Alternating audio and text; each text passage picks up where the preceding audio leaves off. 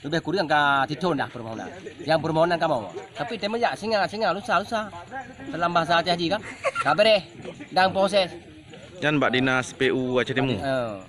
Dan proses habis. Cuma kamu nunggu proses sampai cara kejam lah. Melalui pajan kamu pernah melapor? Titun lah. Titun lah. Titun. Dari Aceh baru sebelum. Bawa. Tapi lagi mana tanggapan sapu? Mana tanggapan sapu? Pokoknya nunggu proses saja lah.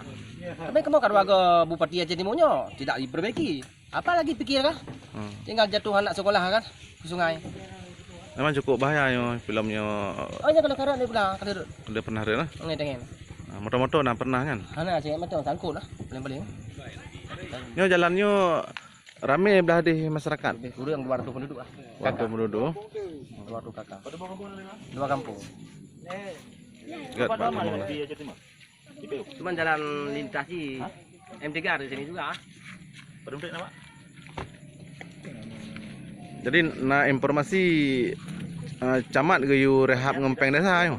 Jadi menolongkan Pak Camat gerah masyarakat perbaiki sementara.